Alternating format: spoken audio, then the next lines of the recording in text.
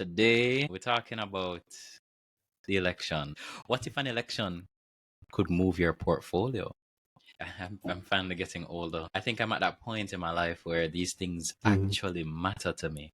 Like 5 years ago, I couldn't care less about elections and voting. And now, completely Mm-hmm. different because I think it has a tangible impact to my life, our lives going forward. Tonight, we're putting PNP and JLP manifestos head to head and mapping the promises to real stocks on the Jamaica Stock Exchange. Would that give you an opportunity, or should that make me want to sell the stock? Would you buy bank stocks now? If you see asset tax gone? Like, who do you trust to manage like $1 billion, or imagine 50 mil US, 10 mil US, 100 mil Yeah. US, and managing that? So if you live Mhm. in Jamaica or you're in the diaspora, this one is for you.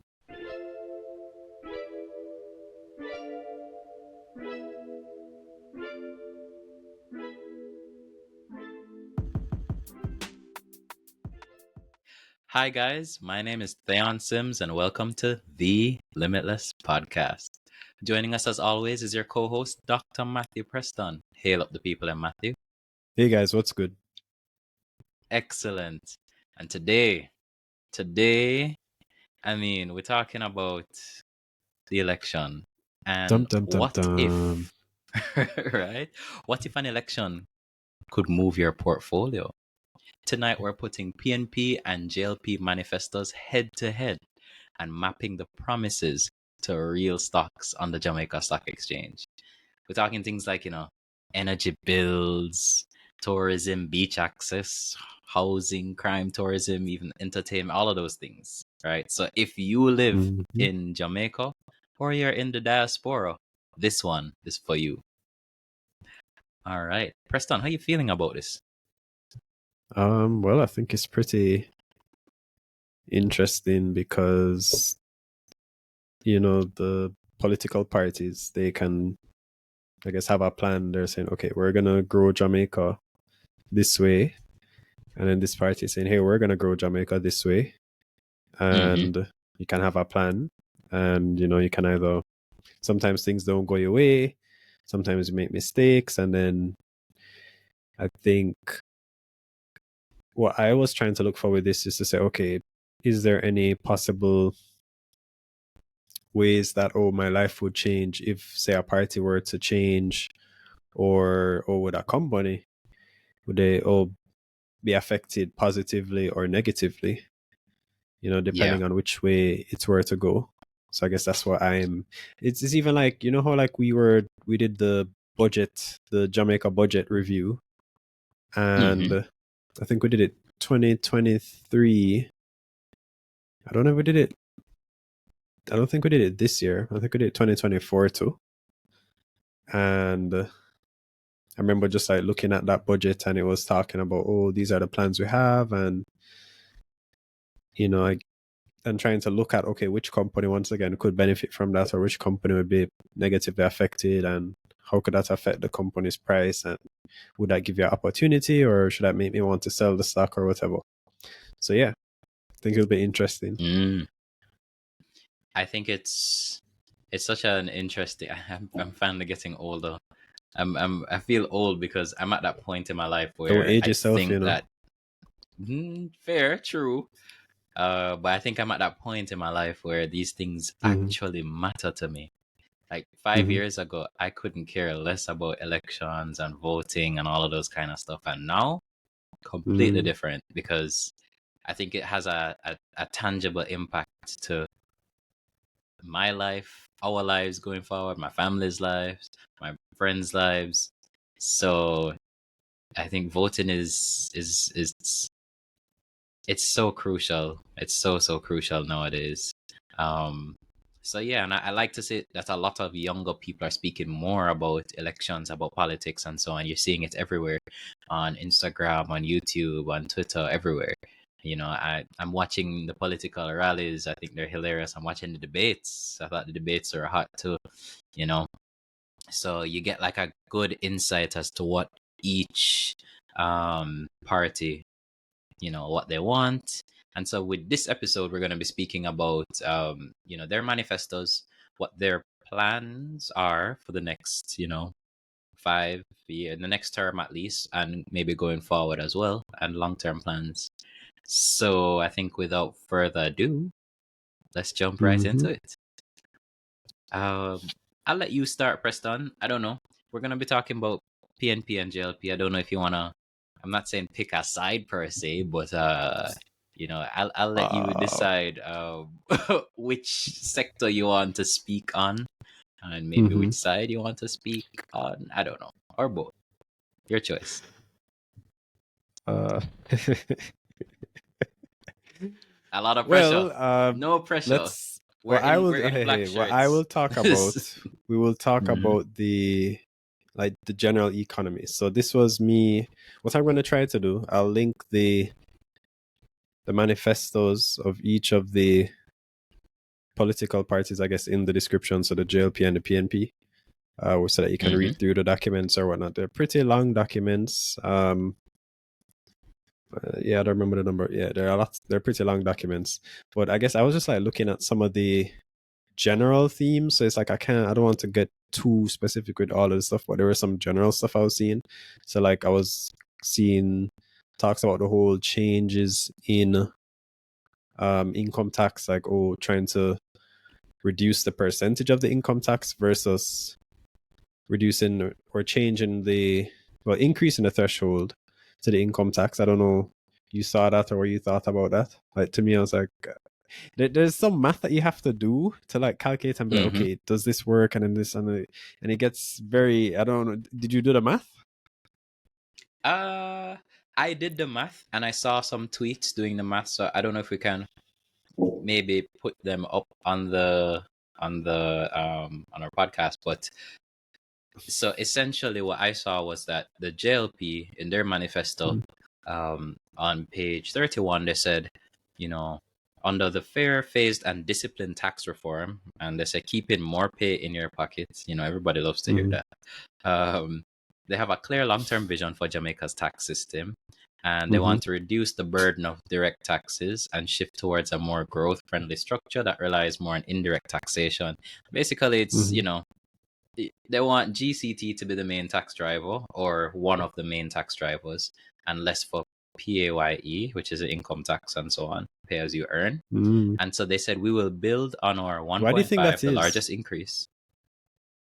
Well, how do you view that when you, in terms of just simple term? Because that was a lot of the jargons. I think for me.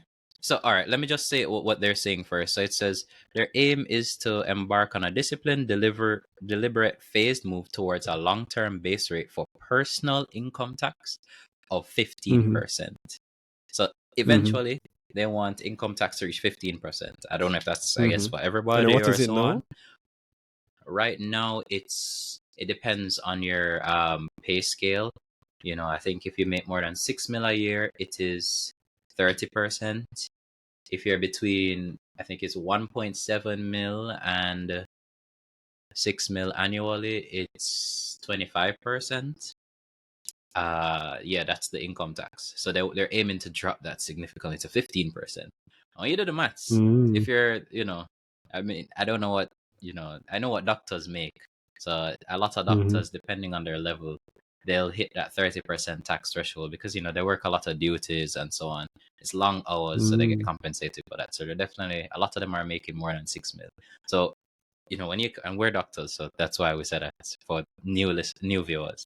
But when you look at that, that's a significant amount because people will be paying, I see people's salaries, it's like 250,000 income tax and so on. So if you can save a good amount, like close to 100K every month, that's tangible. That's pretty much tangible. And I think they're doing that because, most people in Jamaica don't necessarily pay income tax, and I think it's a good way to capture tax is via GCT because you can't really avoid GCT, right? You go in the supermarket, you pick up goods, you buy food, right? You buy an item in like furniture item or so on. you have to pay GCT on all of those things, right? Mm-hmm. So not everyone pays income tax. Like if I own a we're always talking about bag juice. Like if I own a bag juice stall, I'm not Mm-hmm. paying income tax, right? Mm-hmm. I don't know, most roadside sellers, I don't think they're paying income tax either.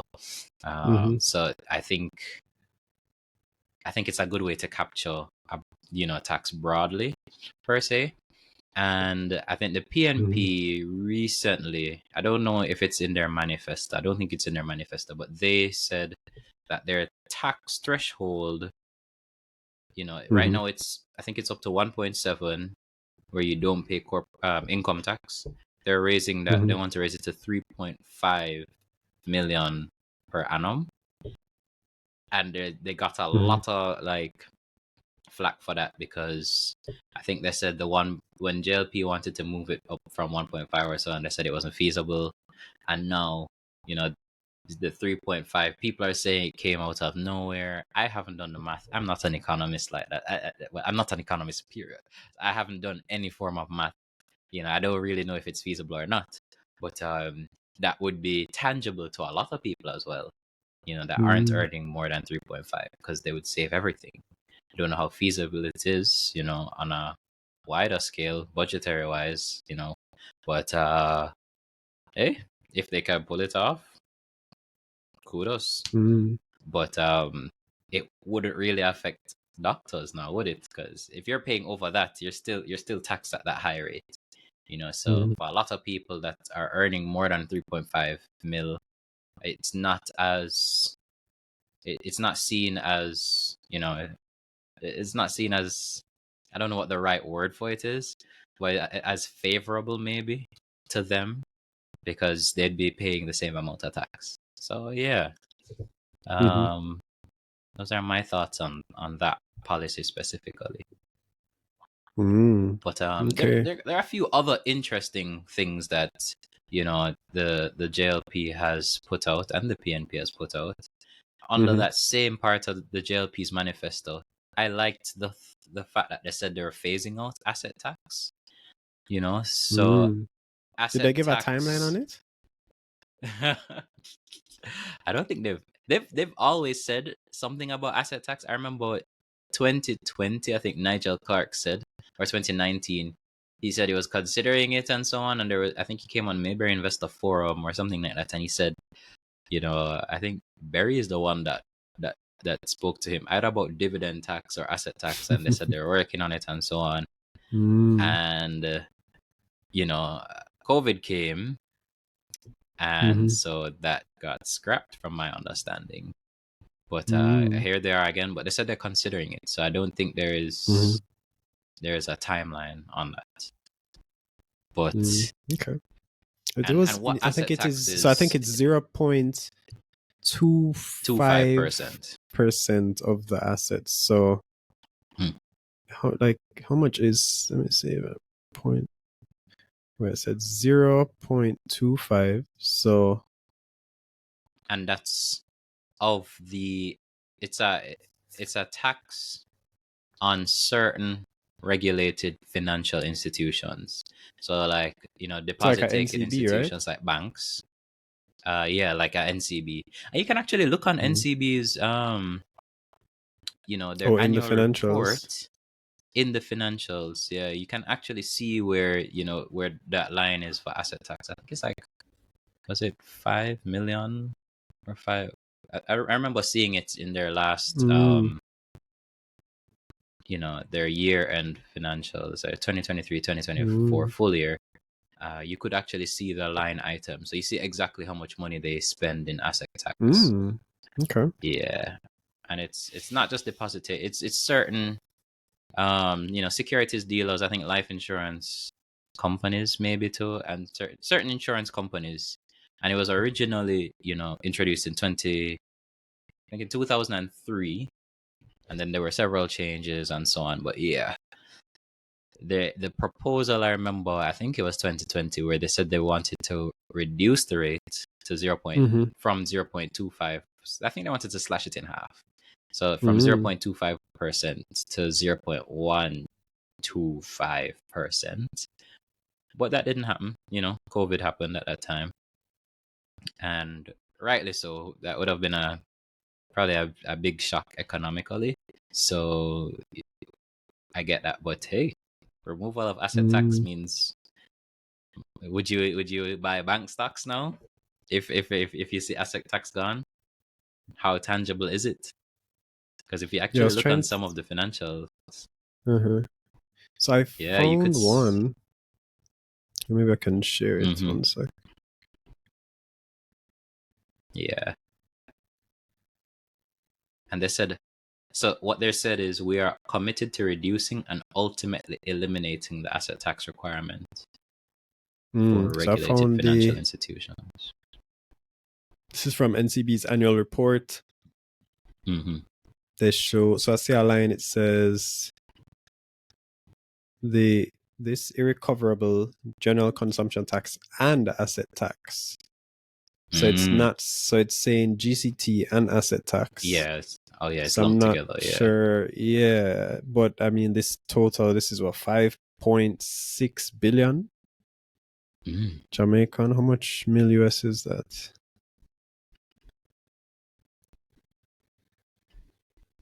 Yeah, that's like but that's a lot of 35 money. mil.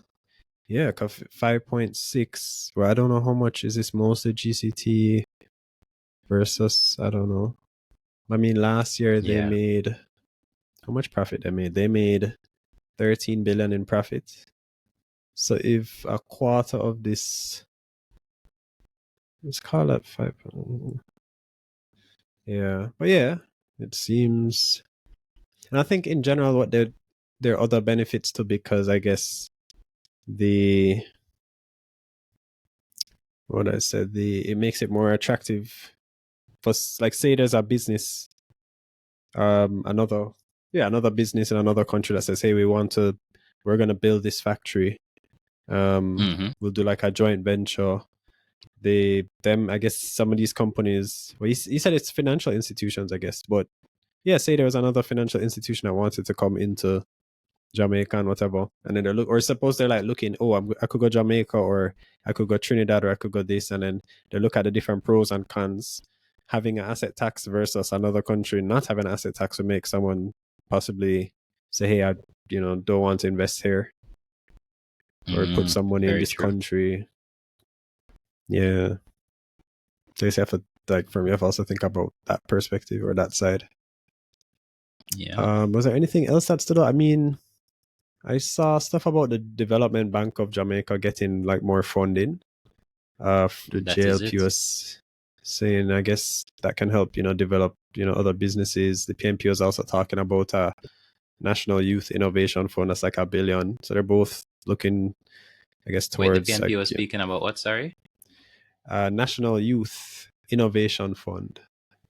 Oh, okay. Yeah. What is? I don't even remember what that was. One sec. Oh yes, CTER launch a national youth innovation. Oh yes, I remember, with $1 billion replenished annually to support youth-led tech and creative startups and projects across tech, music, media, and performance. Ooh, okay. I wonder what classifies as youth. But that sounds good. Yeah, well, you're checking if you still make it. I mean, I don't reach 30 yet, so maybe, maybe. But There was okay. one thing that stood out though: I saw a mention of a sovereign investment fund. Yes. From the JLP. Yeah, my understanding was that they would invest. What's a you know what a sovereign wealth fund is?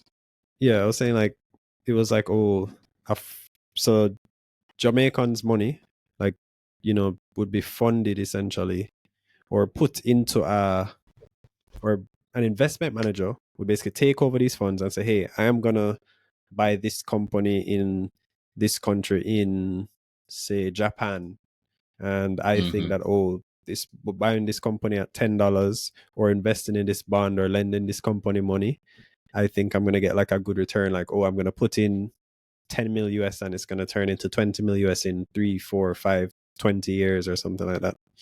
And you can actually like grow the companies, the countries, I guess the country of Jamaica's wealth. Yeah. So it was originally started, I think Kuwait was the first country that did a sovereign wealth fund. But it's really oil-rich companies that Kuwait. ran Kuwait. And it's really, it started from oil-rich companies where they had, fiscal surplus. So they basically generated a lot more cash than they were spending. And so they needed to invest this cash. And they had, foreign exchange reserves, which was good. They have like a lot of gold reserves, all of that, but they still had a lot more cash. So they said, all right, let's just invest this money elsewhere, outside of the countries and so on. And so that's kind of how it started, so that they don't over rely, because you can reinvest that money into that same country, but usually they reinvest it into like the same things that I are guess you also want diversification. exactly. So they don't want to. There's a thing called Dutch disease. I won't go into it, but yeah, they didn't want that. So that it's good for diversification. It's good to withstand shocks economically and so on. So I think it makes sense because we're investing heavily in tourism right now. Tourism's our oil. You get me? So It's an yeah, interesting way to think about it.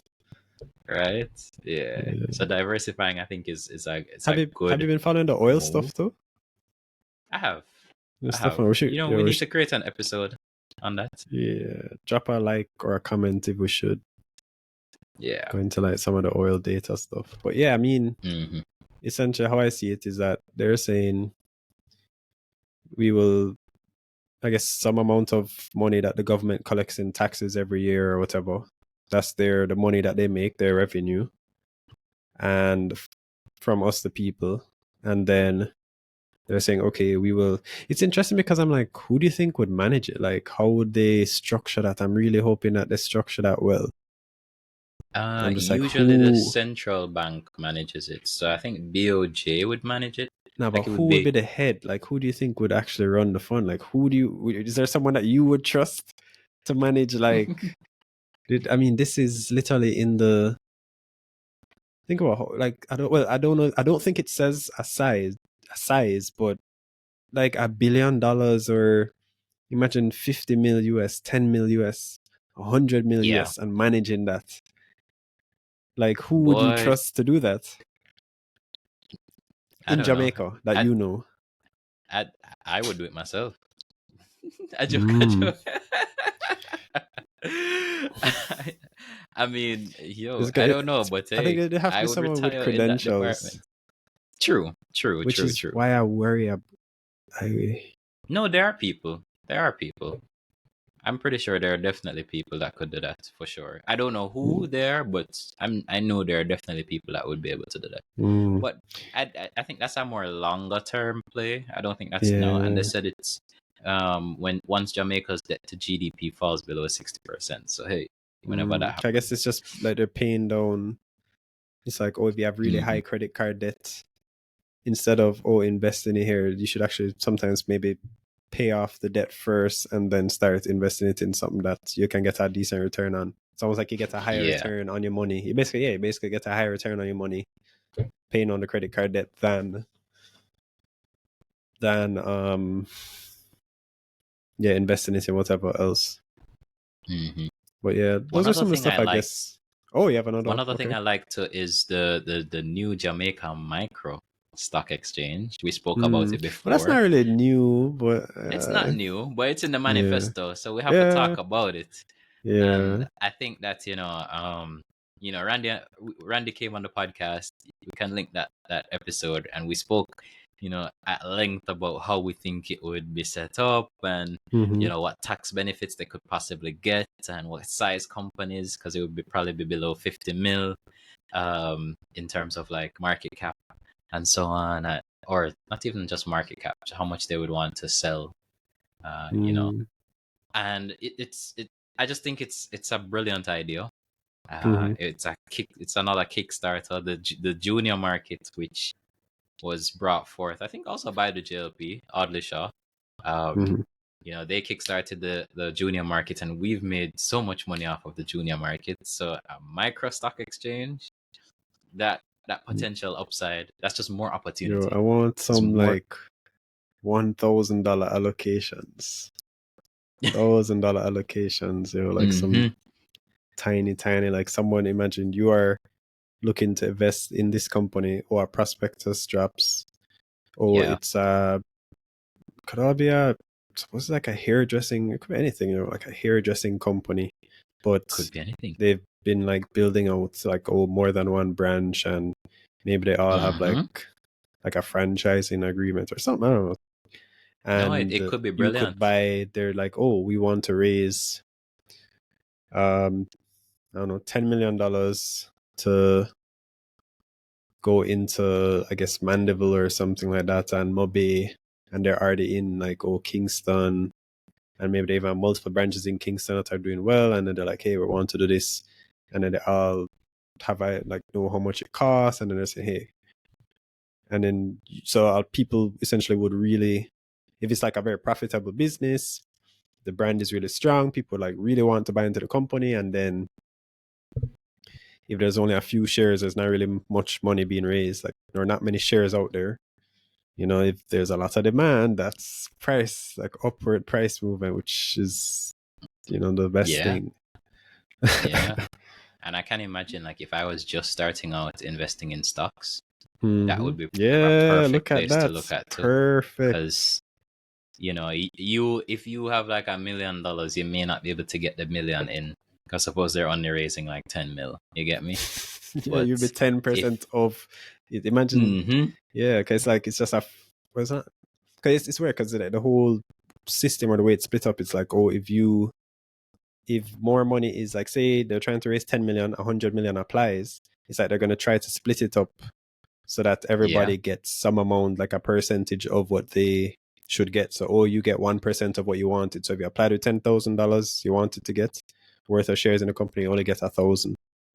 yeah, But the other nice part about it is that I think that when you're setting up a new market like that, and I suspect this happened with the junior market when it was being set up, you want to almost mm-hmm, cherry pick the first offers. You want those first offers that list to be, likely, because it's like the market is just kind of starting out. You don't want it to be mm-hmm, just any company. It's almost like you're gonna pick the best. Like say you had 100 companies to list that you think, okay, the amount of money they're raising, this doesn't make sense for a junior market. Let's just the micro market, and we get whatever, and we eventually go to the junior markets. It's like, oh, the um yeah. No, I get you, because there would be trailblazers, and it would actually get people talking more about it and so on. Mm-hmm. Yeah, it would boost it to another level. So I get Mm-hmm. I get where you're coming from. Mm-hmm. Another thing I liked, even with the the PNP's manifesto, Mm-hmm. enact a basic financial services law to establish a minimum service standards and improve access to banking services across the country. So they kind of both speak to this, Mm-hmm. you know, improve access to banking services. I think the JLP also has something in their manifesto about, um, Mm-hmm. was it, let me see if I can find it. Mm-hmm. It was digital. I can't remember what it was, man. I think I just deleted it if I'm being honest. But it was just access to those kind of things. I think it's just like more, um let me see if I can find it. I don't want to get it wrong.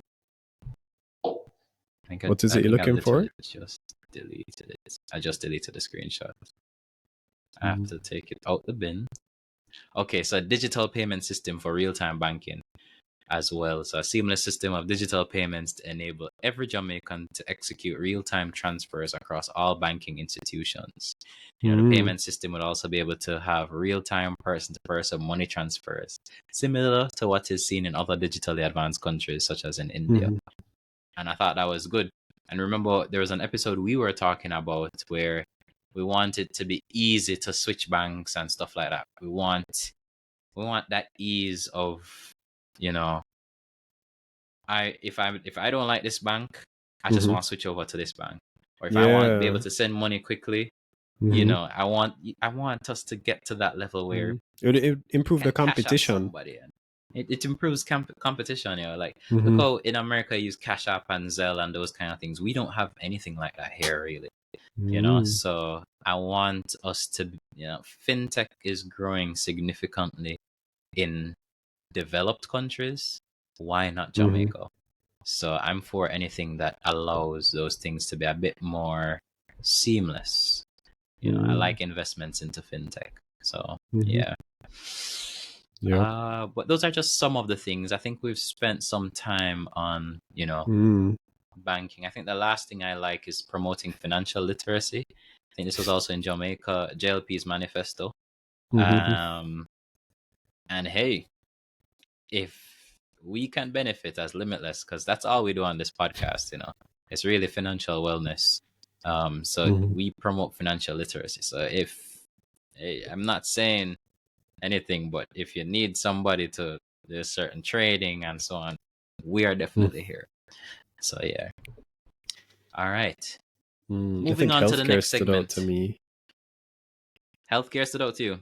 Yeah. Healthcare. Healthcare was pretty interesting. But aren't you a So I, doctor? Shouldn't it yeah, stand out? Okay. yeah. Let's So I, talk about healthcare.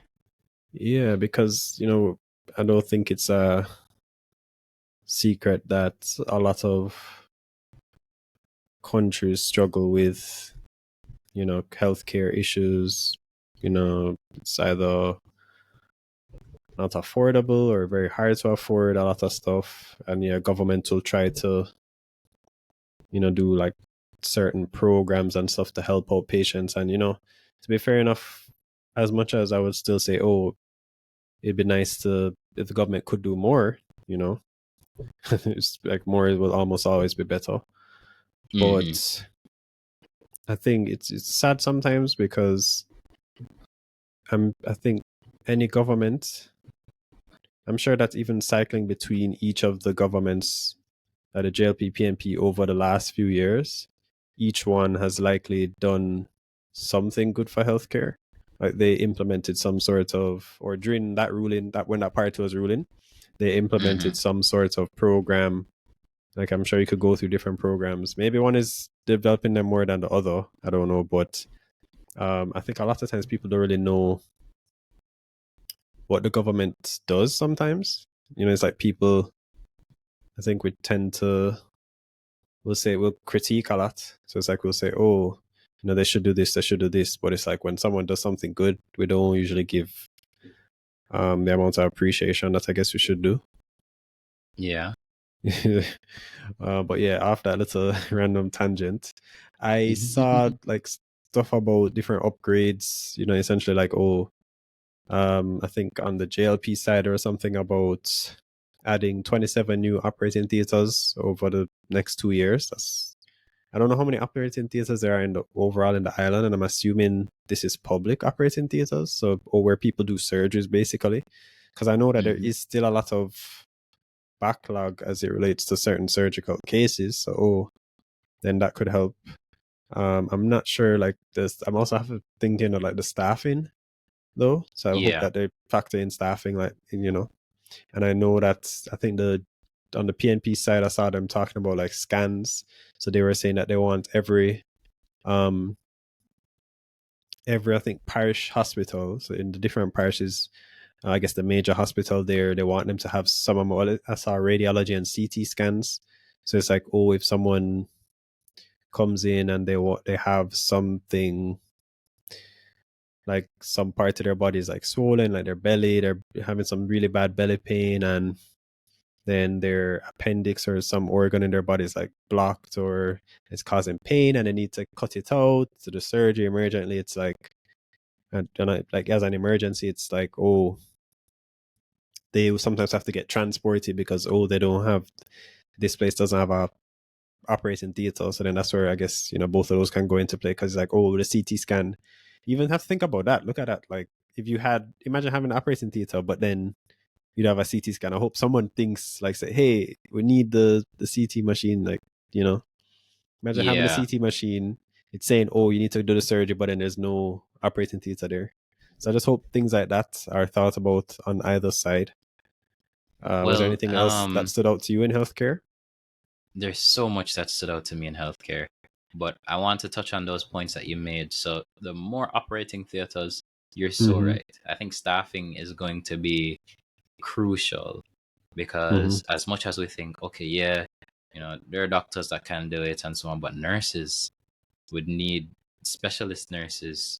Mm-hmm. If you have a vent, you need like critical care nurses, you need um, OT nurses, scrub techs, those kind of people. So, Mm-hmm. and they literally said it.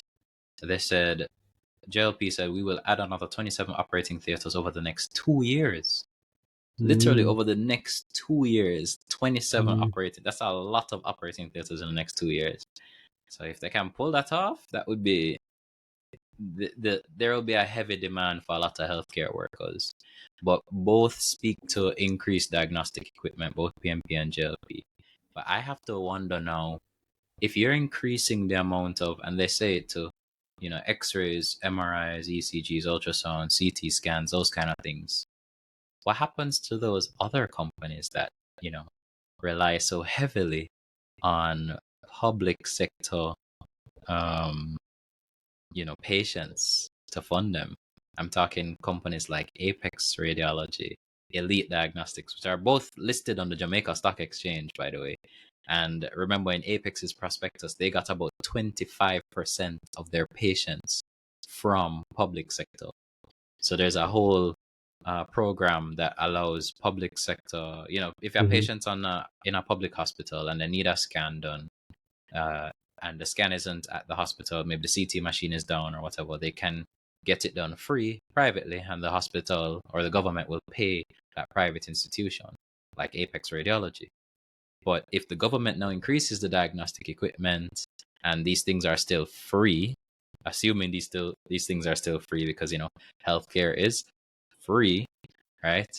Then that might have a negative impact on companies like Apex and Elite, because now patients may not necessarily use them as much, and there won't be that shunting to them, and they would stay in hospital and get their scans done there. Now, it's good for the patients because just having access to diagnostic equipment and so on, that's 10 out of 10. That's great. But in terms of from a shareholder perspective of these companies, I don't know. I would be a bit more wary now. And even Apex, if you look at the ticker, which is IPCL, Image Plus Consultants Limited, I think they're trading at $1 or close to $1 now, and they IPO'd at $2. So already they're not really doing so hot right now. Mm. So So that your could money's increase down. pressure. Well, so your money's down like Yeah, 50%. So if you yeah. put 10 If grand you in, it's bought now at worth IPO, 5 grand. hmm put a Mm. million and it's now half a mil. Or Serious. or 10 grand. Or 10 grand. Yeah, or 10 grand. Or 10 grand. Yeah. But to Mm. counter my previous point though, I'm just looking at a section that said increased number and training of healthcare workers. And they said they'll train more healthcare workers and establish more posts and things like that. Mm. So there's always a need for doctors Mm-hmm. to, for posts. I think even you and I both have friends that are unemployed right now. And yeah, it's just because they don't have a post and there's nowhere for the Mm-hmm. doctors to be. Now people think being a doctor it's a great profession, it's safe, job security, XYZ. Mm-hmm. Not go so. Not go so. So yeah. But I think another thing I liked, especially there are a few things I liked in the PNP's manifesto though. My only problem with a lot of these points is they don't really tell you how they're gonna do it. They just say they're gonna do it. But I saw that they want to create centers of excellence. This is the PNP's manifesto for Mm. day surgeries to reduce waiting times and backlogs. So you just spoke about the backlogs and wait times and things like that. And Mm-hmm. I think creating a center of excellence for day surgeries is brilliant. I don't know. I don't think you understand how many patients I see in private practice where they are waiting for surgeries to happen and they're just given another 6 months or another year. I'm talking surgeries like hernias. A hernia surgery is simple. You and I could do a hernia surgery if we get trained enough, theoretically. And it takes it's a most hernias, if they're like direct hernias. But a lot of them are simple surgeries. I would say that it's not a laparotomy. It's not going into the belly and doing a bag of stuff, right? It's actually a simple surgery, and it's a quick surgery too. It doesn't take long. And there are other surgeries like that where patients are just waiting months, years to remove some cyst or to do whatever surgery. So I think this is actually excellent idea to create centers of excellence for day surgeries and get just clear that backlog. There's a huge backlog. Clear that backlog. You know. So I like that in the PNP's manifesto. I liked the when the PNP said they would increase the number of blood collection centers. Now, you and I both, we're big on, we did a blood drive recently too with the Global Shapers. We're part of that organization, Kingston Hub, and being in hospital, we see firsthand the impact of not having enough blood. So I think this is a good move. I'm not sure how much it will actually move the needle, but providing access is still good. I don't know. The problem I think with Jamaica is we just don't like needles. So we don't have a donation culture Do you like overall. needles? The first time I donated blood was like last month. So you know someone that I had likes needles? I would say it's a fear of needles that Jamaicans have. Because you'll have in America, they do certain drugs like heroin and those drugs that require needles. Fine, we don't really have that problem out here because culturally that's just not our thing, and also our markets haven't really been flooded with those kind of stuff. But long story, don't want to go into any tangents or anything like that. But I think that we just don't have a blood donation culture. Because in America, bro, you have them going to companies during the middle of the day and you take your lunch break and you eat lunch and then you go down and donate blood and so on. And they'll do that every 3 months. And so it's like a culture for them. It's a routine for them. It's not so routine here at all.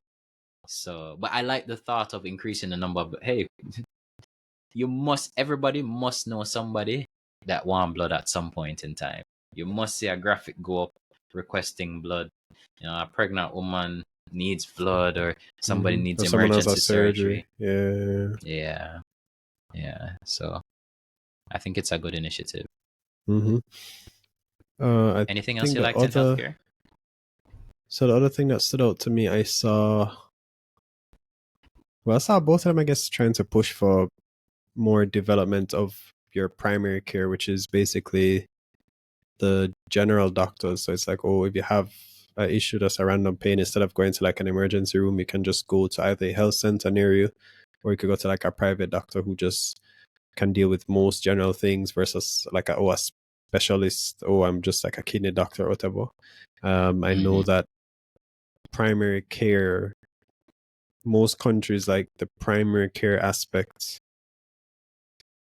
I think should be the focus versus things like the hospital. So basically you want the people, like if you have a lot of people like us, we have a lot of people with diseases like high blood pressure, diabetes, or high blood sugar or whatever, and those conditions will damage a lot of your organs like your heart, your kidney, increase the risk of things like strokes that damage like the brain and whatever. If they're managed better in the early stages, you can avoid those late stages. And then when the late stages come in, that's when a lot of times you have to do like more expensive investigations, like some scans or things like that. Or there's a lot of just things that you would like, procedures and things you'd have to do that I think about it, even something like dialysis. So the events high blood pressure, high blood sugar, or diabetes, those are damaging your kidneys. You only have two Mm-hmm. kidneys. Can reach a point that your kidneys can't, but your kidneys basically clean you. They're one of the organs that clean your blood and filter it out, certain stuff out. And so if it's not working, bad toxins or chemicals that are normally in very low quantities in your blood, they start getting higher, can start to irritate your body and cause issues, cause your body to fail. And so you dial something like dialysis, which is where they're hooking the person's up to a machine that is basically functioning like their kidney. Mm-hmm. To run a dialysis machine is very expensive, and then the government Yeah. at some places will help with that and cover or reduce an expense or something like that. No, So, government covers it. So there are different dialysis units that mm-hmm, the government has to cover. You know, like in Mandeville, mm-hmm, Mandeville's dialysis unit covers patients from, mm-hmm, all of Manchester, St. Elizabeth, mm-hmm, Clarendon, parts of even Trelawney. People mm-hmm, come and use their dialysis center. Privately, a dialysis can run you like 18 grand to 25 grand per session. And you need at least the bare bones minimum is like 2 a week, 3 a week.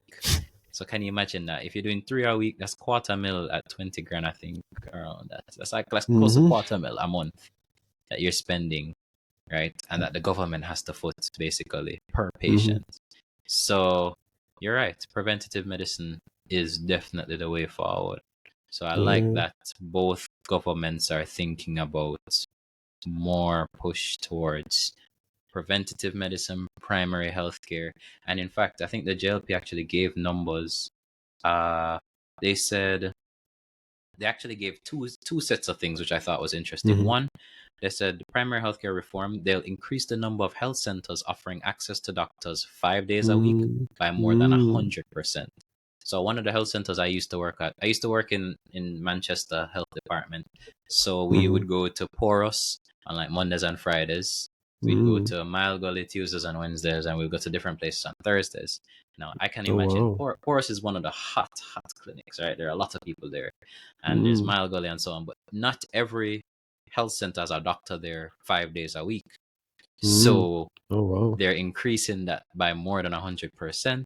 And they said they're Mm-hmm, targeting 67 health centers to be expanded over the next 3 to 5 years, mm-hmm, right?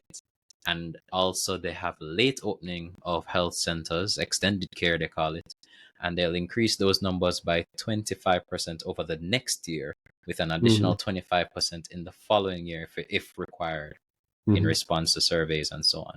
And that's extending hours beyond 4 p.m. So you can do like a duty. So you go to work and it's like 8 to 4, but then as a doctor, you can stay 4 to like 10 p.m. I see, yeah, it says some of them until 10 p.m. and some on weekends. So you can do duties. It's just more access for patients to be able to see a doctor and so on. So I like that kind of stuff. The last thing I think I want to talk about, though, and both parties speak about, is invest. So in PNP zone, I'm reading invest in AI driven health systems to improve diagnosis and telemedicine. mm. And Yeah, I figured they had to in talk about like AI stuff. have Like to. imagine if they And in didn't mention. JLP, it's AI for healthcare. So they talk Mm-hmm, about using AI powered technology to address the following areas. So it's cross border treatment, lifestyle linked medical profile, predictability, community based screening, those a lot of those things. And they have mm-hmm, like, a lot of electronic systems. So they want to expand electronic health records, and they want to have an electronic immunization registry. So, instead of, you're having the mm-hmm, immunization cards and the passports and so on, I guess they want it to be electronic. Um, you know, mm-hmm, I will mm-hmm, say, I mean, you work at UE, so you know what the current EHR or electronic health record system is like now. I've also reviewed mm-hmm, it too. And boy, bro, I don't know. For me, it's substandard. I'm gonna be real. mm-hmm, I've seen, I've been analyzing a lot of electronic health records for mm-hmm, the past 2 to 3 years. I've seen dozens across the entire Caribbean and the world. Right, I've seen some in like St. Lucia, like Medial Health and so on. There's some in Jamaica too, like Kairos, etc. And the best one I've seen is a platform called Elecare. I think Elecare is game changing because if it's AI for healthcare and a proper electronic health record, I think the beauty about Elecare is how seamless it is in terms of, it's an all-in-one platform. You have like billing. It's not just an electronic health record. It's everything in one. So if the hospital wanted to be able to access billing, procurement, inventory management, all those things, that's on it. If the doctor wants to be able to do speech to text, so let's say I'm seeing you as a patient, Preston, and and I think this is really good for the older doctors that they write a lot, they don't like typing as much. So you could put it on your phone, you could have a conversation with a patient. You let them know that so your phone this connects is to the computer. Elecare. Yeah, it can. As in, there's an It app. definitely can. It's like a web app. It's a web application. So it's like you just go online and so on. But And how does it work with like account. accents? It's pretty good. You know how like I don't know if you use ChatGPT. I think ChatGPT has one of the best speech to text models. And remember, the output is patois sometimes, so it have to understand patois. It have to understand Jamaican patois. So yeah, I think with Elecare, it will it can type up your notes for you, and all you as the provider have to do is, are you accepting this or not? And the cool part about it too, the game-changing part, and I've never seen this in any other EMR, is it literally will ask certain questions after you're interviewing the patient. It will pop up like a little prompt like, oh, did you ask if the patient is pregnant, or oh, is the patient having a fever, or so on, because it wants to also help you find a diagnosis. At the end of the day, you as the doctor, it's your call, your decision. You choose to accept certain prompts or not, or whatever, but it will help you. And I think that's just game changing for patient care on a whole. Now, the platform I'm seeing that's rolled out now, I think the government spent, I think it's over $100 million, and it's not even everywhere. But Elecare is like a fraction of the price, fam. And it can be everywhere. So I just think that if they really and truly want to take Jamaica's healthcare system to the next level, they have to be thinking about what are the cutting edge tools out there currently, right? And how much is it gonna cost and those kind of things. So if they really wanted to make a dent and a lasting impact, yeah, they would look at different tools because there are a ton of them out there. But Elecare is probably the best. I think they got shortlisted for Google, one of Google's awards and so on. It was just they're doing revolutionary stuff, man. So nice. Yeah. But I think that's enough of healthcare. They have a national health insurance plan for seniors that are low. Yeah, I think that's definitely I love needed. that stuff. I think that's silver economy. We're growing. We're getting older. Yeah. Everyone's getting, all populations. Most populations. You should make it. In fact, you should make it mandatory. I think you should make it mandatory. Like, it's still a low contribution, but because everybody is gonna need, like, almost everybody's eventually gonna come across some health issue. And exactly. It's like, even if it just grew somewhat and it just at least tried to outpace inflation. Yeah. Imagine someone getting, I don't know, there's so many ways, because I'm like, would they could do it as either, I think you have some amount, because isn't the national insurance, was it NIS, there's certain benefits, that works, I think, as you can get payouts or something, like, oh, if you pass, or your relatives can get some money payouts. And so I'm guessing this would be just, I guess, additional, so it could be. Yeah. What were you thinking? I was thinking it could be health. It could be health insurance. So it'd be under general insurance. Well, and there could also be a life insurance component. So what it says is National Health Insurance Plan for Seniors. We will launch a National Health Insurance Plan for Seniors. This is under the JLP Manifesto, by the way. Expanding access to health services for Jamaica's over 60 population. The initial phase will target 400,000 seniors covering 10 chronic illnesses, even as we continue to work on universal health coverage. And, you know, Mm. well, I guess but, for the viewers, Mm-hmm. so I work with, so it's still Global Shapers, but I'm on the Longevity Economy Task Force.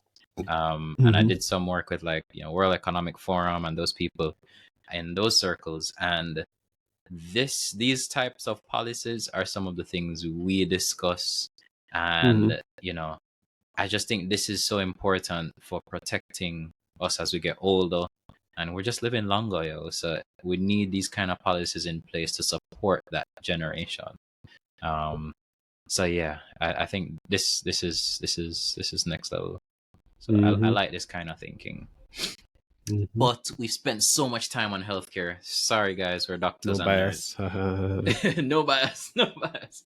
Let's jump into something a bit different. Let's jump into, Energy. I don't know, energy. Yeah, let's talk about Yeah, energy. Let's I talk figure about energy. both. Well, I think and the energy is a very big one. Like, if you Mm-hmm. look at it, everyone, well, not everyone, but the tourism as a Caribbean country, we have our beaches and such, and we have. I think you said something earlier where you said like, oh, oil. It's almost like tourism is our oil, and we have been essentially milking that or relying heavily on that. We've been heavily concentrated in that. Mm-hmm. And if you look on things like our manufacturing sector, is, I think, like growth wise has been lagging. And I think one of the big things with that is the energy cost, because compared to like a country like Trinidad, they have oil, or Guyana now has oil and liquid natural gas, or those resources that they can burn and get energy and then use that to manufacture different products and then export or earn money from other outside of just like your country, is earning more money. Like, you're, instead of just selling to 3 million Jamaicans, so you can send to people in Canada, people in the US, and those are billion or millions and millions or whatever. So you're opening up, Mm-hmm. potential for a lot of growth. So it's like, okay, to be competitive with a country like China or a country like Trinidad, we need to bring down our energy costs. And if you look at it, I think I checked our list maybe this year. I think we were top 10 in terms of the most expensive energy like in the world. Oh Like, wow, we are I we are wouldn't be pretty. surprised though. My light bill high. My light bill high. So I wouldn't be surprised that we're up there. I know Barbados, I think, Yeah, is also up there too. Barbados. So I'm not sure. So I found a statistic. This is from the World Population Review. This says, well, this data is for 2024. Well, it doesn't say our number, but no, I think we're a little less than 10. Mm. It's 19. Let's just say 19 for 2024. That's actually interesting. UK is actually higher. I guess they interesting. But yeah, we're pretty high. So our cost is 29 US cents per kilowatt hour. Mm. So yeah, and then apparently the highest in the world is Bermuda based on this data, but it's like them and Italy. Interesting. But yeah, if we could get our energy costs low, wow, look at us in some. Have you ever looked at this? Like in Argentina, apparently it's super cheap. Trinidad is really cheap. It's 5 cents. Think about that. Bro, Five I've been to Trinidad. cents. The man them say, I have a friend, right? She has a family member. I was staying with her through like I had my friend's wedding in Trinidad, Mm-hmm. and she was saying that with her parents' house they have a 3 bedroom, you know, and kitchen dining area. It's a decent sized house if I'm being honest, Mm-hmm. and they have central air, and they just leave Mm. it on all the time. And when I converted how much money it would cost for her light and water bill, Uh-huh. it's like $2,000 Jamaican. I don't think it passed $3,000 Jamaican. And I was just like, What? what? That's just not making Wow. sense. That's crazy. Yeah. Yeah. Yeah. So yeah, I'm looking at that. That's we are 5.8 times higher, almost 6 times higher energy costs than Trinidad. Wow. Yeah. Yeah, man. I mean, Trinidad's really low though, to be fair. Trinidad is Them have really low. oil. But So essentially, if we how that can go. bring that cost down, and so we could, start to export. I'm sure the companies like Wisinco, Grace, Sepra, those stuff would be, if we really had cheaper energy or there was a strong chance of getting cheaper energy or whatnot, they would, drive up more investments and such in it. So Okay. Let's play a I, game. mhm. Let's take let's take a side, but not really take a side, but you know what I mean. And let's just fire out policies that we like under energy from each manifesto. So you could either take JLP or PNP, and I would take either JLP or PNP, and I would just fire out just a policy we like. Hey, bro, it's just the episode, right? I don't know what I would say once again is just No, let's just do okay. it. It's not like it's just we're just speaking about the points in each manifesto. It's just how we go about it quickly, and let's see if we can tie it Okay. to the market. You want me to take PNP then, or you want me to take JLP? You choose. You choose. I can take either. No, no. Anyway, what I'd say, I saw talks No, about bringing the electricity just cost down. Hold on, but from both sides though. That's the thing. It was okay, actually general. okay. Both sides were saying that. That's which I think is really my takeaway. That we realize that hey, the energy costs definitely have to go down. We need to work on that. I agree. I agree. Mm-hmm. And they both speak about how they plan to do it. Mm-hmm. So you're not gonna play the game? No, that's not a game I'll play. It's But just for the podcast though. It's just for this section. We can swap next section. It doesn't really matter. But I think it's a good way to just get through a lot of the points. Um Here what? I'll start. I'll start with probably I'll just take PNP then. Just because just because, I know right? I know you don't necessarily want to take any side, so I'll just take a side. I think the JLP's manifesto is longer than the PNP, so it's gonna seem like we're speaking a lot about the JLP, but they just have a bit. I would say just more information.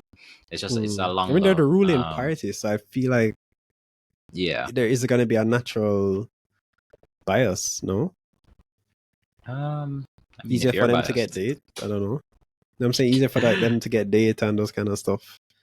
They've yeah, actively been maybe. managing the country themselves, so it's like I feel like the plan that you've literally been working and doing the plan. Your plan. It's like your plan should even be changing from this. This should be what you've I been. You disagree with literally you could though. spend I disagree with you there. I don't think one has an edge over the other. in terms of the In terms of manifesto. Yeah, in terms of the money, I Hold definitely on. don't think one has an edge over the other. Just because you're ruling, it's public Uh-huh. information, a lot of these things. So both parties are in both parties know about the policies, both parties are argue about these things in parliament. Like Mm-hmm. it's equal in that sense. So I wouldn't say Mm. JLP has an edge. That's why their manifesto is longer. Definitely not. But as I So said, what? I will start with the PNP. And some of the things I like in terms of, I think this is what page 16 for them on the modern infrastructure. So they Mm-hmm. want to build energy power for the people, and they speak about the same things you're talking about. We have high energy costs, blah blah blah. I liked that they said prioritize public and private investment in clean, accessible power. And I think both parties speak a lot about this. They want to accelerate transition to renewable energy with universal access, including community-owned and small-scale microgrid systems. Now, I want to tie that into something else they say before. I'm just gonna skip ahead. they want to update the Electricity Act, right? And they want to update it to one, allow special economic zones to generate and distribute electricity, and I'll explain them after. Two, expand licensing for net billing and wheeling. And three, strengthen consumer protection provisions. Now, a lot of those sound super fancy and thing, right? But what does that actually mean? So right now, the Electricity Act, right? It was what, 2015 that it was created. It basically says that the license, in terms of the licensing system, nobody can generate, transmit, distribute, or sell electricity in Jamaica unless they have a license from the minister, with oversight from OUR and so on. And there's the single What's the buyer OUR? module, Office of Utilities Regulation. Sorry about What that. is that really? That's like basically a government entity that the Jamaican government is That regulating regulates, the, yeah, when they say energy. utilities, I mean like light, well, water too, NWC, I assume. I Because the believe utilities, so. so I thought it was like both the energy. So it's like, the government regulator that is supposed to make sure that things are in check and whatnot in both of the, Yeah. electricity and water. Yeah. Yeah. Also, there's the single buyer I think model, that meaning changed though. JPS. That changed like from OUR, because there was the generation procurement entity. That's like the company that the government thing I that just said will this is request energy. oversight now. No, all I said was Oh, that they have the license from the oh, minister with oversight from OUR. okay. Also, right now, JPS is the single buyer. So by law, they must purchase all electricity from, independent power producers and then sell it to consumers. So that makes JPS have like the monopoly operator for transmission and distribution and like retail supply of energy and so on. And there's also this part of it that talks about self-generation, where businesses and individuals can generate power for their own use, and we see it, right? In people have their combined heat and power plants, like I think Wisinco and Separate and all those, and they can generate power for their own use. But if they want to sell the excess power back to the grid, right, or move electricity between their own facilities, they need special like agreements and licenses and so on. But what the PNP wants to update now, when I talked about the special economic zone and allowing those zones to generate and distribute electricity, because right now JPS can distribute, if SEZs are allowed, they could literally build their own mini grids and bypass JPS and supply companies within that zone. So you can think of it like a private electricity market within like a free zone. They also want to expand the licensing for net billing and like wheeling. So Wait, that what did means they call it's that? what? That thing that you're explaining. Oh, you Allow said the special microgrid? That's what a mini microgrid grids. is? Because there was No, some no, mention of no. like a. Oh, Is that what? that's No, no, no. interesting. That's not necessarily what I was saying. I think I there was was a just mention saying of it. a microgrid. Oh, okay. Maybe Hmm. I'll get back to the manifesto soon. I So, think but in there was simple a terms, what you're saying is that right now we said JPS is what, 29. I don't know what the electricity costs, but it's around 30 cents US cents per kilowatt hour, which is like a unit that is, we used to measure electricity. Kilowatt is like the energy, and then the per hour, the time, like how much energy you're using over a time period. But basically what you're saying is that the electricity in Jamaica is very expensive. We checked how high it is on the rankings, like top 20 in the world. You could essentially, in just that area where, say, you're saying like a Wisinco or Grace wants to export, they want to bring down the cost of their, X. I don't know, that they want to export something, export chicken, or I don't know, some food or whatever. They want to export, they want to manufacture there. A company could say, hey, what we're going to do is Let's build apply you for this. No, they apply for the special economic zone, and yeah, within which that is basically zone, just getting approval from the Jamaican government to do this, like to yes, get and then they could then build a solar farm there, and that solar farm could sell electricity at 10 US cents. So if it's 30 normally, they sell it at 10, and they could even, well, they're producing it at 10, but then they're actually selling it, say, at 15 cents. So it's like they can make some money on it, and someone could, a Grace Kennedy or a Separate or Wisinko could buy it at 15 cents, But which remember, is way cheaper than the 30 cents. So they would save half. They'd be cutting down their energy costs halfway in that specific, yes, in the zone, that specific factory, basically. in that zone. It not Yeah, necessarily just and they a would factory, but wherever you fence that zone. yeah, yes. I guess whatever size you put it as. Mm-hmm. So essentially, in that region, your electricity could be super cheap. So Because everybody's going to want to build there. let me give you an example. Suppose you know how they're building a lot of these big warehouses and so on out by ferry.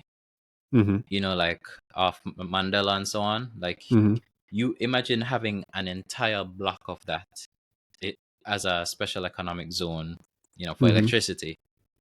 And one provider says, you know what, I'm just gonna build a plant that generates what electricity. What is a special economic zone really to you? Imagine it's almost like it's like a mini island.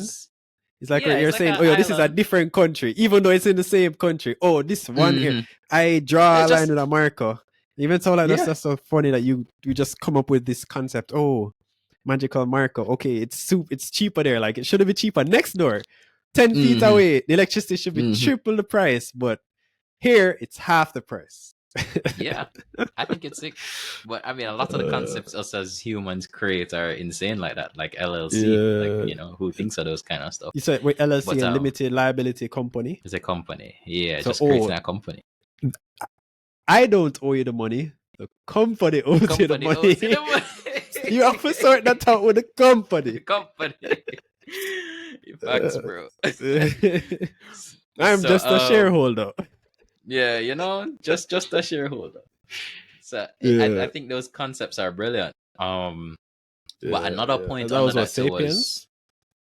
Yes, I think Sapiens spoke about that. Yeah, Sapiens. That was Sapiens. A Brief History of Human Mankind. Yeah, please don't say much. Yeah, very Harari. Sorry, Yuval Noah Harari. I want to get his.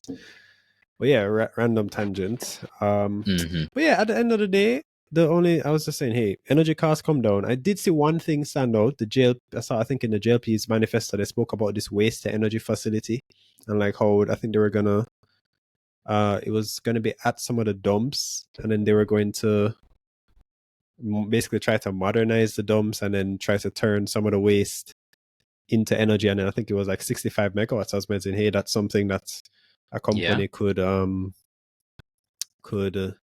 imagine that being imagine that, like, imagine that's like a public private partnership. So it's like, oh, the government owns some, and then like some private companies own some, either Jamaican companies or companies from outside, and then they build that company. It's actually earning revenues. It's guaranteed buy or whatever, and then I should actually look into, I guess, the cost of something like that and how it compares to something like solar. But basically, imagine them being able to then list that. Exactly. Like that, make that company public or something, like just like a Trans Jamaica. They offer some of the shares up for sale and such. That's interesting. Quite interesting. But yeah, bring down the electricity costs. Yeah, bring down and even the other 2 points. So they said expand licensing for net billing and wheeling. So that just means make it easier for businesses or factories that produce things like, you know, like solar or wind to sell extra electricity back to the grid or transfer it to other facilities they own. So currently, like, it's tightly controlled, but expansion of that would weaken JPS's exclusive role, right? And then the strengthened consumer protection provisions likely just means like more rights for customers like me and you, or like billing disputes, outages, tariff fairness, all of those stuff. So I just think overall it gives more power back to the people and the companies, you know. So you don't have, it's not just one rate from JPS and so on. If I say, yo, I want to produce my own electricity and I want to sell it, like, imagine if I set up solar on my roof right now and, you know, I'm generating so much electricity, I don't really need all of that electricity.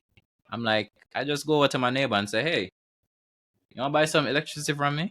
And just sell it to them. Just theoretical stuff, but Mm. I liked I don't think those that would happen though. policies. It wouldn't. It wouldn't. Yeah, You know, it'll be you have to safe. apply for special stuff. Yeah, Yeah. but Mm. Mm-hmm. I like that both parties, sorry, So really talk the about synonyms. right. They talk about.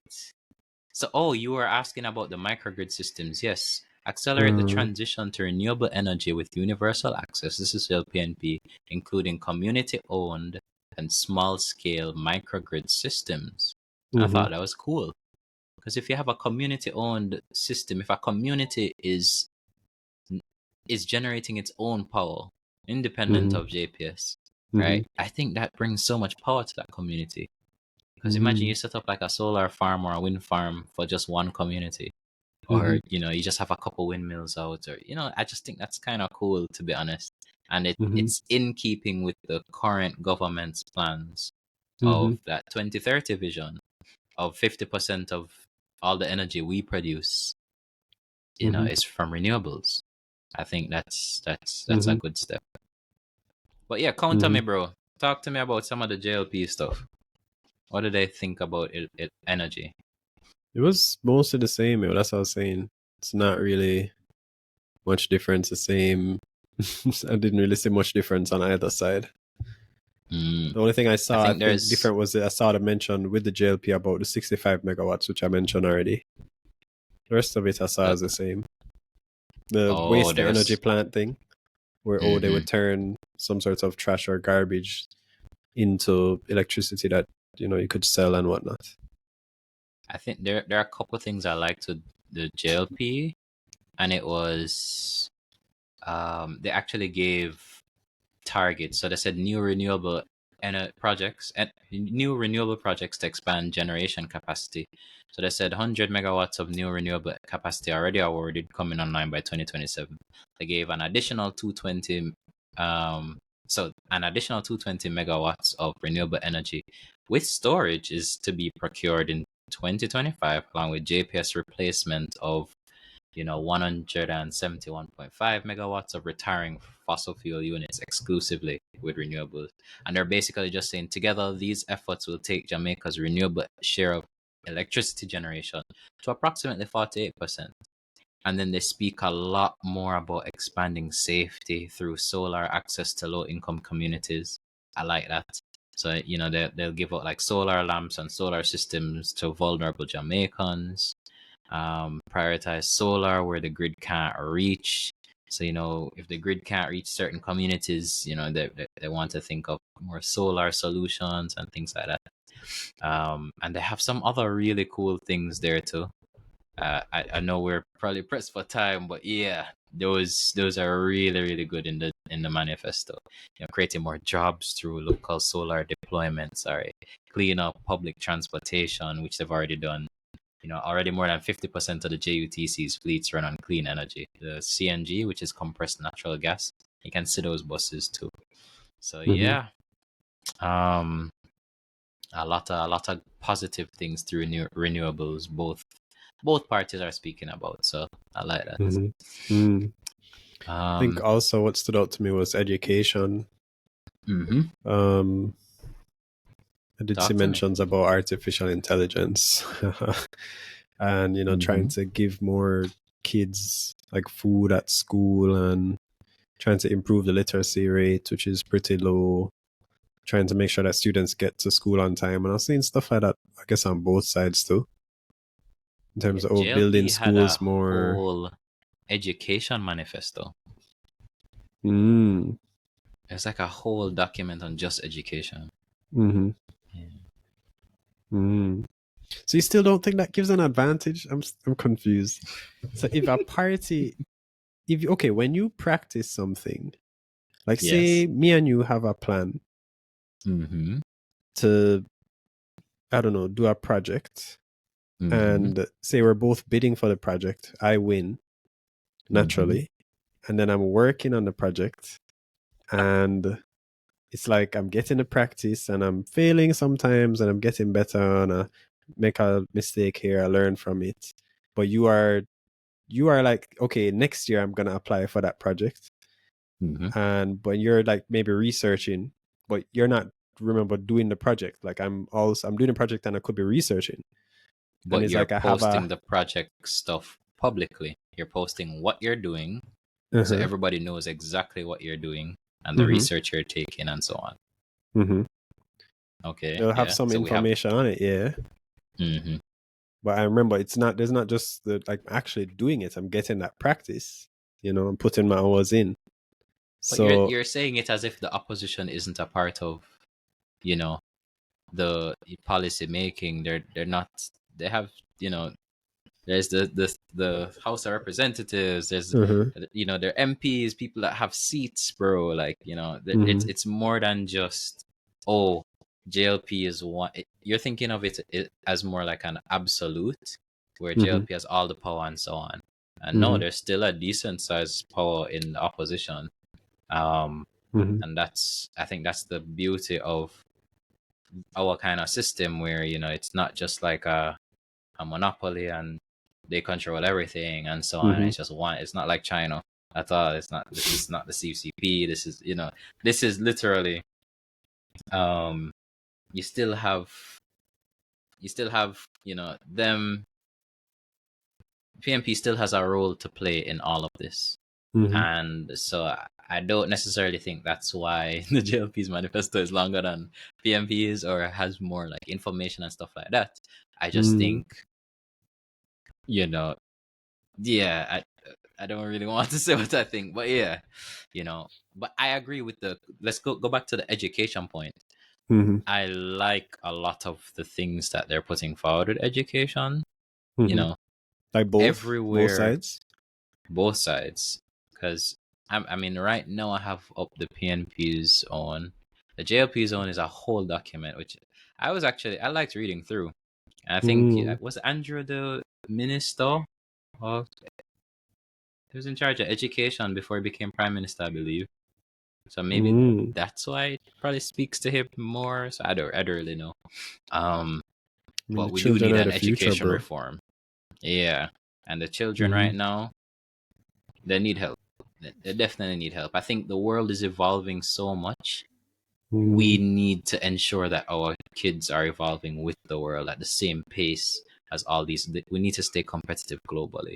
So I mm-hmm, like the fact that they're both mentioning AI and things, because everybody's using AI in school. Whether you mm-hmm, want to or not, kids are using ChatGPT for your homework. So the teachers need to be aware of. Yeah, teachers just need to be aware. You just have to level mm-hmm, up. Imagine think about when the calculator just came out, right? Imagine now a kid has an access to a calculator and mm-hmm. everybody else is using the abacus, and obviously the kid with the what you going to ban the calculator? This is the future of mathematics. I think this is still the future. It's maybe not the best, Analogy. analogy, but Mm-hmm, I still think AI is the future. So you have to adapt how you give homework. You have to mm-hmm, adapt how you test children, right? You mm-hmm, have to adapt how you teach them with AI, mm-hmm, because AI for me, it's just a tool, so mm-hmm, it can break down concepts better and so on. So if mm-hmm, both governments are looking at this AI revolution, and right now I know the JLP has a whole, uh, well, I don't know if it's JLP, but there's an AI task force out now, mm-hmm, and they've been putting more thought into building out mm-hmm, the whole AI task force, and what does AI mean in different industries and so on. mm-hmm. And I like that. That means we're a forward thinking society. And we shouldn't be left behind. So I do like that. Um, one thing, just because I have the PNP's manifesto up, I soon pull up the JLP's on, because I made notes for both. I Mm-hmm. liked the the this is a hot take. This is a controversial take, right? Mm, And let me scrap what I said about I liked, but this is a controversial take. So under reduction in absenteeism, I think this is hilarious. mhm, Point number 2 says setting up a proper school bus system. mm. What does that mean? I'd like to know what the PNP means by that, because from what I've been seeing, the Mm-hmm. rural school bus system right now, Mm-hmm. it's a good initiative, right? No Mm-hmm. matter which way, how you slice it up or whatever, I think Mm-hmm. it's an amazing initiative. Mm-hmm. So it initially, when the government, when the JLP set it up, yes, they say it's older buses or used buses from the US, and they got them here and so on. And I think Mm-hmm. that was the flack that they were getting and so on. But the proposed solution by the PNP at the time was I think using taxis, public passenger vehicles, and so on to transport kids. And I don't know if you like taxis, bro, but I don't like taxis, right? I don't know if you've ever taken a taxi and been in a speeding taxi or a reckless taxi, or police ever pull you over when you're in a taxi, bro. And it's so annoying.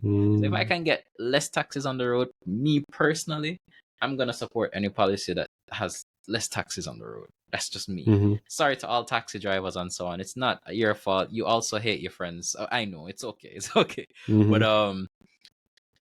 I think this is a more responsible way to go about transporting children, like a Mm-hmm. bus system. So, okay, yes, the PNP probably went back on what they said, and they're now saying set up a proper school bus system. All right, fine, Mm-hmm. that's good. What does that really? That's all I see, and I don't know if they're throwing jabs at the JLP's rural school system and setting up a proper school bus system. But Mm-hmm. either way, safer transportation for kids is 100% necessary, right? Mm-hmm. We want kids to be able to go to school Mm-hmm. comfortably, get back home comfortably, right, and Because you really don't safely. want to like reduce the barrier. Yeah, So if you want to encourage a behavior, you want to make it very easy to do that behavior. So you don't want them bro. that it's very hard for them to go to school. I had a high school student recently as a patient, Mm-hmm. that was in a car accident. It was during a taxi, and they're still feeling the effects, and it's been months from that. And I'm not, Mm-hmm. like, if there was like a bus system that they could use, Mm-hmm. I think that would have just been better, instead of just relying on taxis. I just a taxi just irks my soul, yo. If you're a Mm-hmm. driver in Jamaica, you know. But outside of that, they said that they wanted to provide scholarships, and they're tying it to volunteerism and community service. So I like that. So both Mm-hmm. parties have a lot of good policies that they want to with education. What I wanted to know is the Mm-hmm. education companies that are listed now, Edufocal, One on One. How do you see them benefiting from any of these things? Because remember, One Mm-hmm. on One launched Una, which was their AI. So they were one of the first to roll out AI software and so Mm-hmm. on. So is this edutech focus now going to have much more funding in terms of like private public private partnership? Who knows? Mm-hmm. Who knows? Let's see. But I could see where both Edufocal and One on One could grow. There are a lot of opportunities for both parties that they speak about. So Mm-hmm. yeah, Yeah. yeah. What do you Yeah. I think? mean, I hope the whichever party wins or whatever, that you know education is a priority. I There are some, I guess, other things that I hope, or I would ideally want in terms of education, like a reform in terms of even the whole concept of like, a class and teachers. Mm-hmm. I think I have like controversial like views on that, but that's probably a Mm-hmm. conversation for like another day. But I do hope that that is eventually in the works, like a total just reform in terms of, okay, how do we think, like how do we really test someone, how are we really testing their understanding, are they really using efficient learning methods, those kind of stuff. Yeah. Yeah, I Yeah. think that is because like you can put money into stuff, but if you put in money. It's the same way, like in terms of an investment. It's like if there's two ways to learn something, one way statistically is much more effective, and then than the other way. Try to then structure the learning in the more effective way. You know? I'm just going through I just pulled up the JLP's education manifesto, and I forgot how many things I actually liked in this. One of them was heart tuition free up to level 5. So they already eliminated fees up to level 4, but level 5 is like a bachelor's degree type beat, bro. That's actually significant because we understand. Imagine being able to get skills training free. I know a lot of people like. Is that only they get Jamaicans? it's hard. So yeah, you have to be here. No, but as in, if I went from another country, trained here, can I get access to that subsidy then? Or is it only Jamaican-born people versus people that live in Jamaica? If a guy comes from Sri Lanka. Oh, yeah, that's what I'm wondering. Question. Could we see influxes of people like that coming from other countries saying, "Hey, here's a cheap place to train," kind of like a Cuba for medical school or one of those stuff? I don't know. That's actually a good question. I'd have to ask my brother in Cali Moore. He actually is in charge of a lot of those programs. Yes, I remember I actually did there was an expo, I think earlier this year, the Jamaica, I think it's Jamaica Manufacturers Expo or whatever. And they actually had a booth, like Heart had a booth where I was able to do like a welding. It was like they'd give you like this toy gun, kind of, it's like a welding gun, and it's like you got to actually try to weld it on the screen. So it's like it was hard. You're holding the device in your hand and you're pointing it at the corner and you're going across it. It's like you're actually trying to do it as if you're welding with the heat, but you don't have to end up feeling the heat to get that practice. And then it will rate how. You had the goggles too, like was that no, what I didn't have the goggle. Well, hold on. Oh no, bro! Did I have the goggle on? I thought it was so sick because they had. It's almost like like Apple Vision Pro, but it wasn't Vision Pro. It's almost like the Quest. But yeah, the Meta. You have like a set of goggles that you put on over your head. You have virtual the welding reality thing. Yeah, it was virtual reality, and you could actually see everything, and you have to hold it like a few millimeters above, and it tests how horizontal you go across with the welding. I thought that was so sick because I'm like, yo, Heart does this, and this was like, I don't know if this was earlier this year. I think it was last year, and I'm just like, yo, the amount of things that Heart actually does. I hope people know the things that Heart actually does right now, because I think it's game changing in terms of education. I think it's absolutely game changing. So yeah, yeah, man. Gosh, I mean, we could speak ad nauseum about all the things in the manifestos. I think we should just go rapid fire for the rest because we've been talking for a long time, and we have a few more sectors we want to touch on. Yeah, which one do you want to touch next? Let's talk tourism. I think tourism affects us the most in terms of like GDP. It's our biggest contributor to GDP. So let me see if I can pull up tourism and so on. But I liked a lot of the tourism.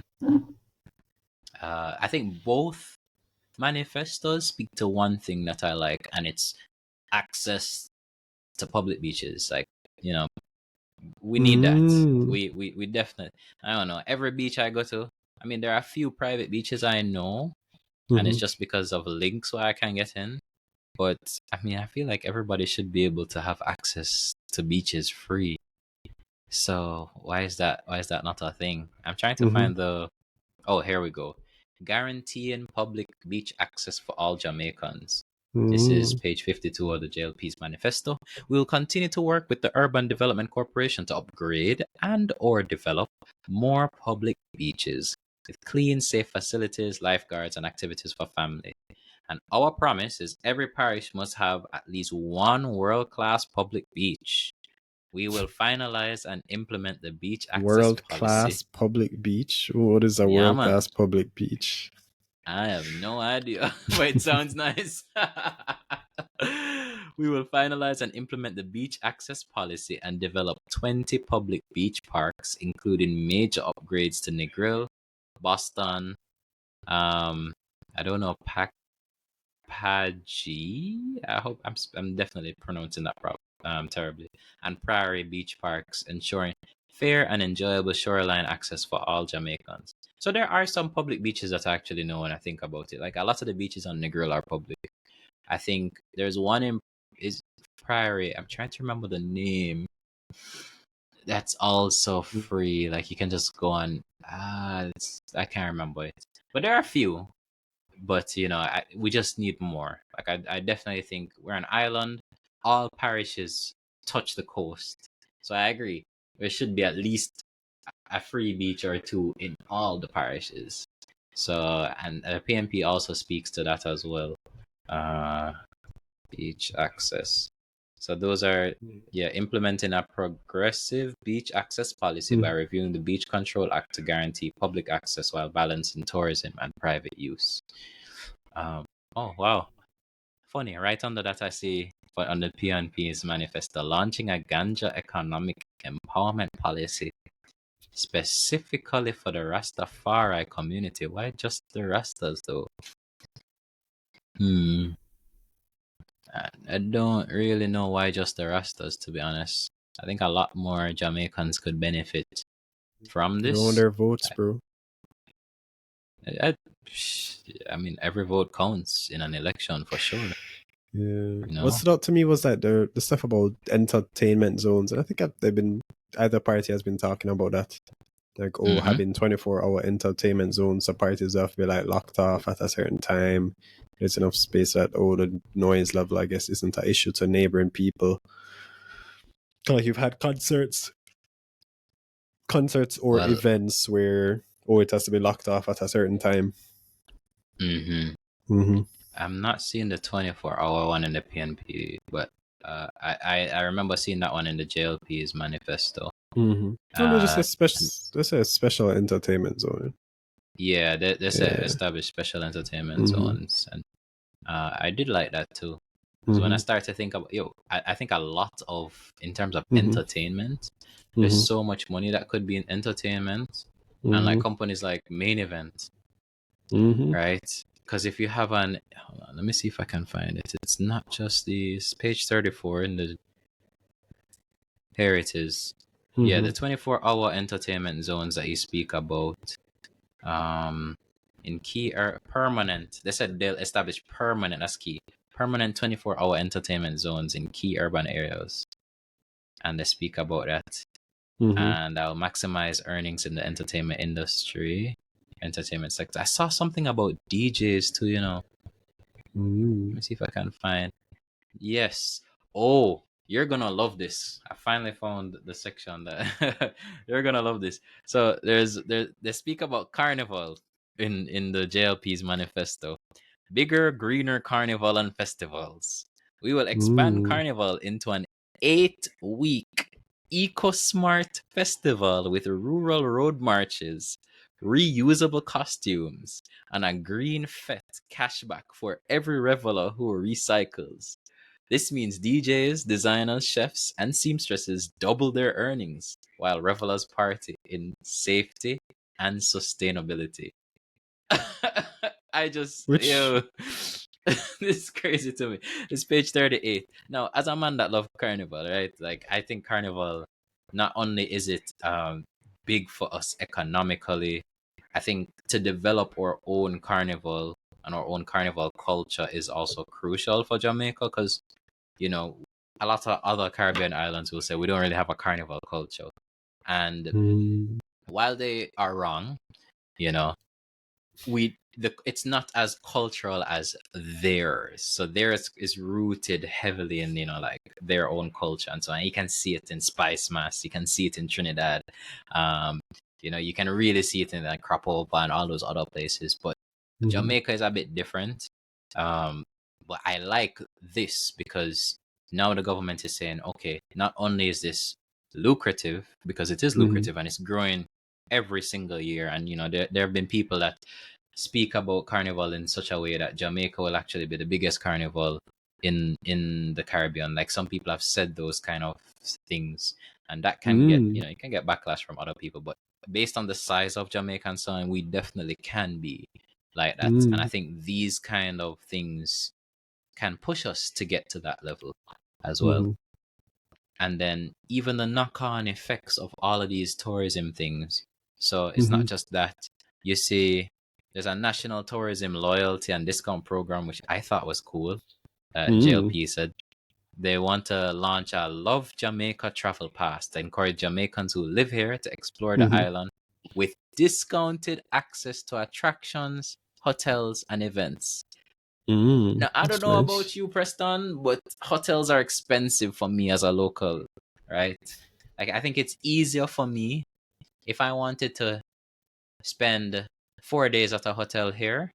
Mm-hmm. I think it costs less for me to just hop on a plane and spend 4 days in Miami, abroad, and so on at a maybe a Airbnb or even a hotel abroad in Miami. It's Mm-hmm. much easier, and plane tickets, all of those stuff.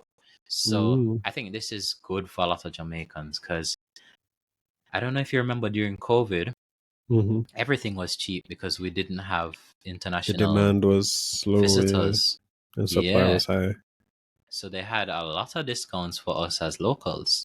And then, when COVID gone now, that they forget about us as locals. So hey, they said we will launch a Mm-hmm. Love Jamaica travel pass. So I'm waiting for that. Right. I will sign Mm. up for that because I want those discounts. Um and they said stuff about Jamaica's tourism ground transport, like they're reforming that. Tourism for the people, so they want to create more cultural and entertainment events throughout the year. And Mm-hmm. one other thing I think that will boost, just the average man or woman working in the tourism industry is the no tax on tips and gratuities. I think both parties speak to that as well, Mm-hmm. where they want to cut the tax on tips and gratuities Mm-hmm. for hotel workers and just everyone in that industry, Mm-hmm. employees of hotels, restaurants, bars, etc. So I think those are really powerful policies. Uh, Mm-hmm. One of the other things I liked was unlocking the power of cruise tourism. Mm-hmm. Big, right? And they want to work with, they say they'll work with global partners to expand cruise tourism offerings that benefit locals directly, from new cruise village projects to craft and cultural showcases and so on. So, you know, we know of companies that benefit heavily from cruises. We're thinking like Dolphin Cove that's listed. You're thinking what other companies that are listed that you think benefit from people coming in via cruise? Uh, I'm trying to think. ECL is more planes. It's definitely He says planes. Express Catering. Express Catering Limited. That's that's Mm-hmm. that's planes. Mm-hmm. The Mobay Airport, like the food Mobile Air. and Mm-hmm. the Yeah, food courts, but Dolphin Cove, CPJ, they sell to CPJ. Caribbean producers, Jamaica, they sell to a lot of the hotels and stuff. So Mm-hmm. yeah, So, I mean, either so party I building. think is gonna try to just grow the tourism products. So Yeah. I don't think we can. Yes, we're trying to diversify away from it, but we can't throw it away. Like we Mm-hmm. already invested so much effort and money into it, so it's not like we can just say, okay, all the money just go to like bringing down the cost of energy or manufacturing. Some of the money will still always have to go there. I don't think a party can afford not to focus on it. So Facts. yeah, Let's jump into mm. another sector then. I mean, that's the stuff about like housing. It was kind of similar. They're both trying to bring down the cost of housing. Like in Jamaica, they're trying to build like lower cost homes and like make the funding easier. Try to restructure things. There wasn't anything. Did anything specific stand out to you there? I just want one of the houses, yo. I want to be able to afford a house. That's really it. So whichever government gives me a house, hey, you got my vote. The JLP said they want to deliver 60,000 housing solutions in their next term. So in the next 5 years, 60,000 houses. I think the PNP said what, 50,000 or something like that. So they both want to, just develop more houses. So I just want one, maybe two. Hey, I don't see myself ever getting one like for now, but if the opportunity arises, if housing costs will actually go down, or I don't think it'll go down, but if houses are more affordable, I would say, or prices, if there's an opportunity, I will be there. Let's just say that I will be there because your boy needs a house. So I like that. Yeah, I saw some stuff about agriculture. They're both trying to improve our food security.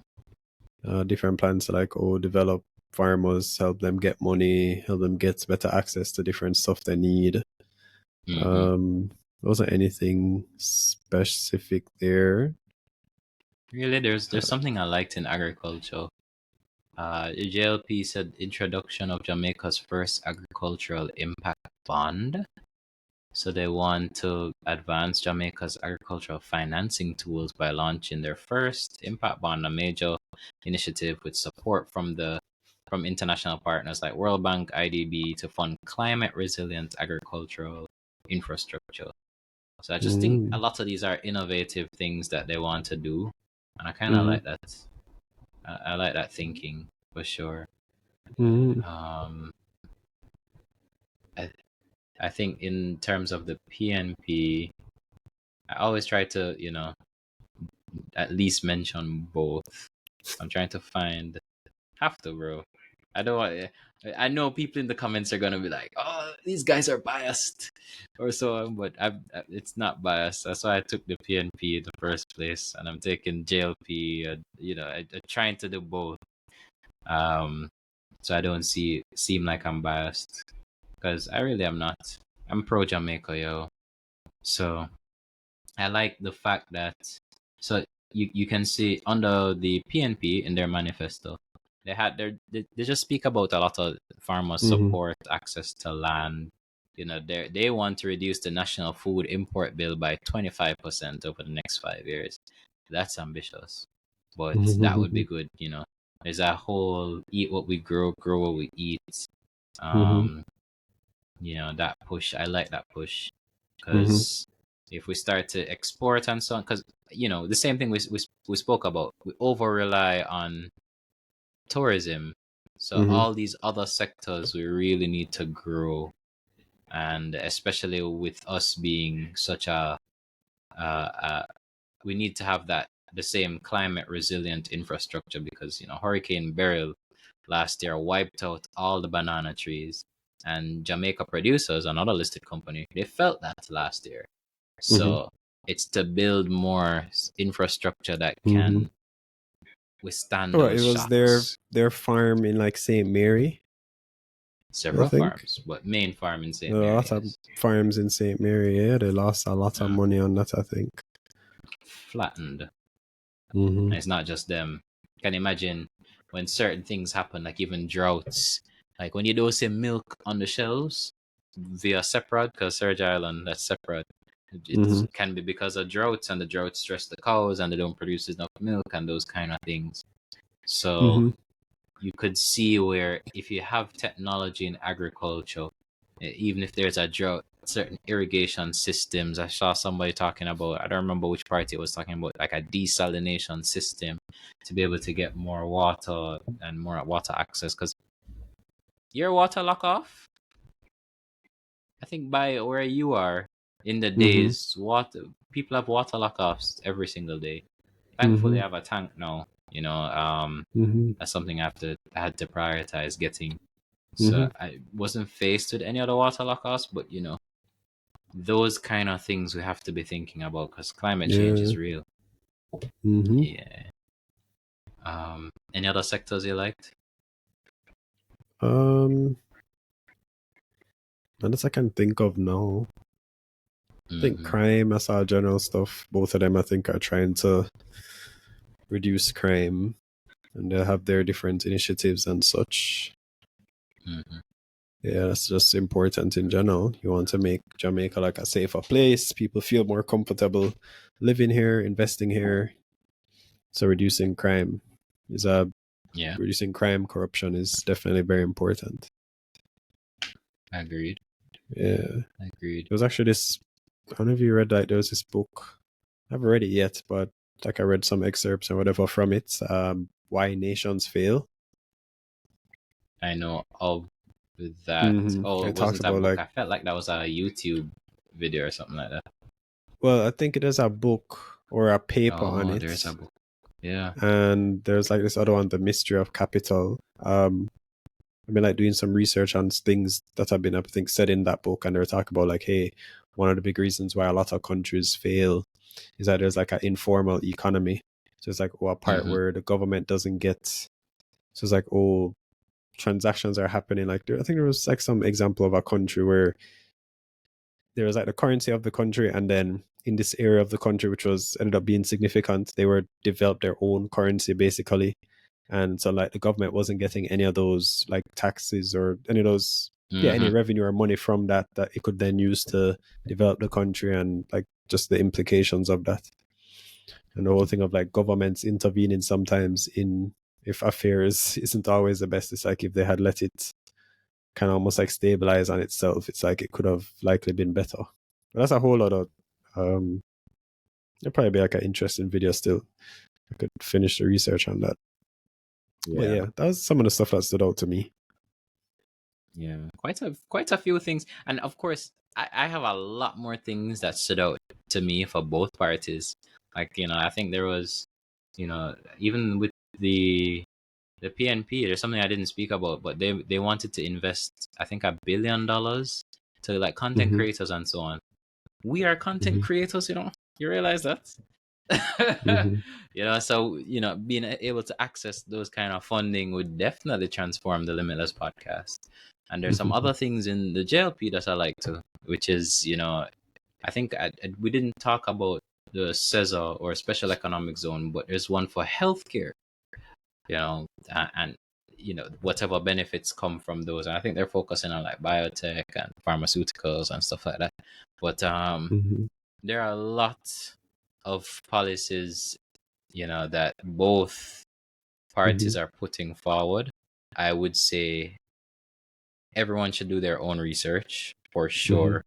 I think the manifestos are an easy read. It might be a bit long if you don't like reading, but I think it's an Mm-hmm. easy read because it's like point form and they just expand slightly. Mm-hmm. A lot of it is just point form though. So, you know, I encourage everyone to not only, if you can vote, you know, go out, bring a friend, etc., but do your own research, right? Look at the policies that affect you specifically, and the people around you or your immediate family members and so on. Who is speaking more to you?